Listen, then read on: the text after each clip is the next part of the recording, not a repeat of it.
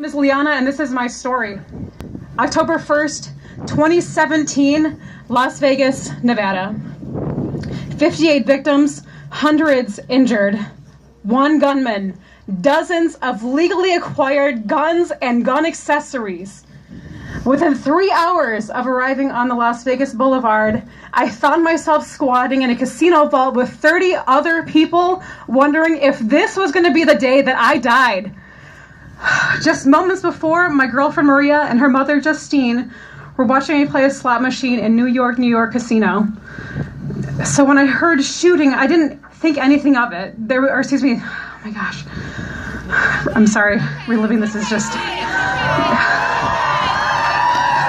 You know the casinos are loud and active, so when I heard the shooting, I didn't think anything of it.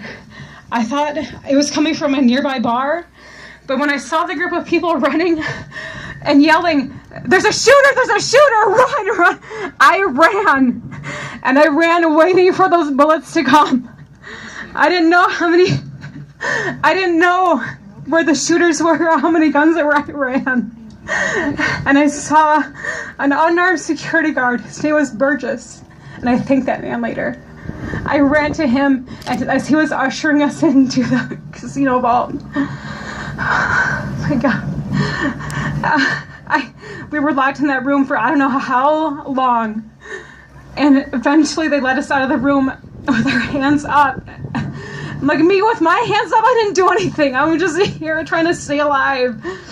But as I was locked into that room, I squatted because he told us to be quiet, and I was in that room looking at 3 young girls no older than 6, looking into their eyes, and they had looks of absolute terror. Can I tell you, there were people crying, people trying to find their loved ones.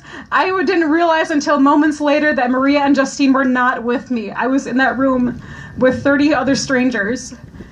I got a text from Maria later on that they were on lockdown at MGM Casino. I didn't see them until 6 hours later. 6 hours I was separated from my loved ones. And eventually I got out of that room and I saw on the news what had just happened at the Route 91 Harvest Festival. We had just passed that festival hours before. Oh my goodness, I'm so sorry everybody. As we walked out of that room, police and armed military personnel began walking into the casino, ordering us out of the area. And we were told that this entire part of the strip was going on lockdown. I was safe. And sorry, no, I was not. My God, I'm so sorry. Okay, here we go.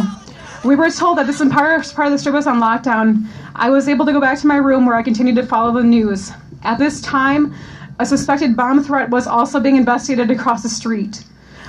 This was when I texted my family and my friends that I love them because I was convinced that this was going to be the night that I died. And 6 hours later, when we were reunited, we hugged, knowing that this was going to be a forever impacting moment. And within minutes of returning home to Ypsilanti, the crippling effects of PTSD literally brought me to my knees.